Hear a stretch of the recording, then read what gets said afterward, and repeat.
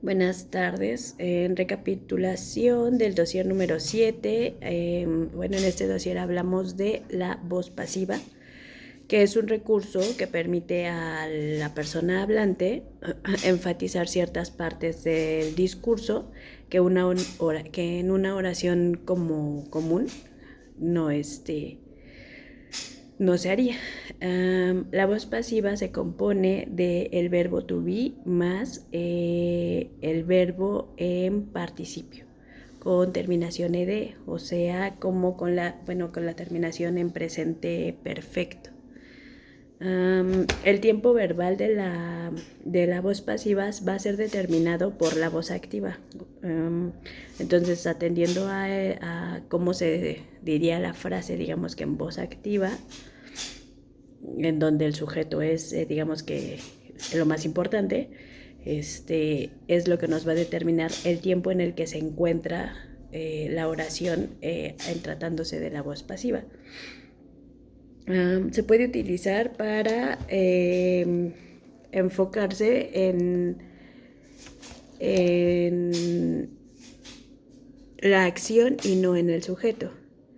Es decir, cuando el sujeto, y en el caso de que el sujeto sea importante, se puede nombrar al final de la oración con la preposición by. También se utiliza cuando el sujeto no es mencionado dada su intrascendencia en la acción, o cuando es, digamos que el contexto se sobreentiende quién es el sujeto.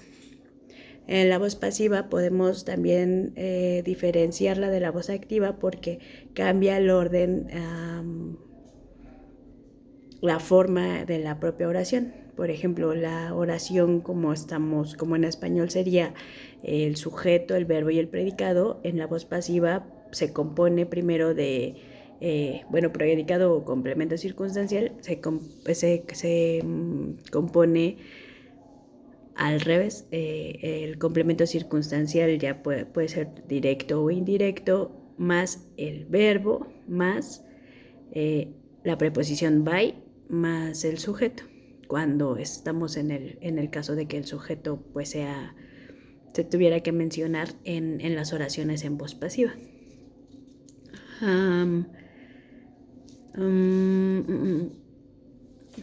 También vimos en este dossier los partial verbs, que son como los verbos, son transitivos e intransitivos, solo que me parece que en las diapositivas venía como mención únicamente los transitivos. No sé si faltaba una diapositiva o no sé qué pasó, pero bueno, los partial verbs son frases compuestas de dos palabras, del verbo más un adverbio o del verbo más una preposición. Puede tener distintos significados.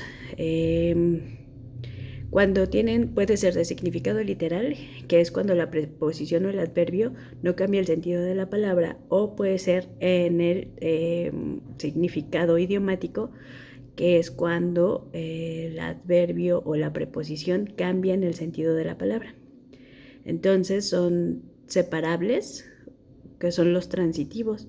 Ahí, en este tipo de partial verbs se requiere de la presencia del complemento directo o del indirecto. Y el ejemplo que nos ponía en el dossier es el take off. Entonces sería el verbo más el take off. Creo que, decía que en realidad pues hay muchos partial verbs, ¿no? O sea, existen muchos, o sea, que lo complicado realmente pues es poderlos distinguir en una oración para poderle darle un sentido, digamos que más armónico a las frases. Y eso es todo. Muchas gracias.